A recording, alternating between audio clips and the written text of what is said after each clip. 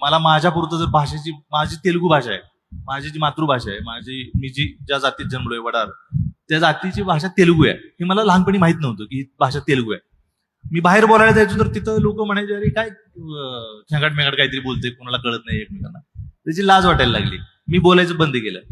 घरच्यांनी पण, मी घरच्यांनाही आग्रह धरला की तुम्ही मला चार माणसात मला वडरीत बोलायचं नाही, तेलुगूत बोलायचं नाही. त्यावेळेस ती वडरीत होती, तेलुगू नव्हती.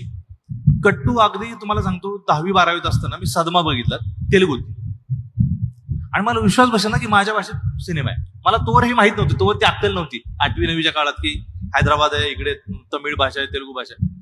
आणि मला इतकं त्यावेळेस खंत वाटली की एका मोठ्या भाषेला मी मुकलो स्वतःहून. मी लाजून ती भाषा बोललो नाही.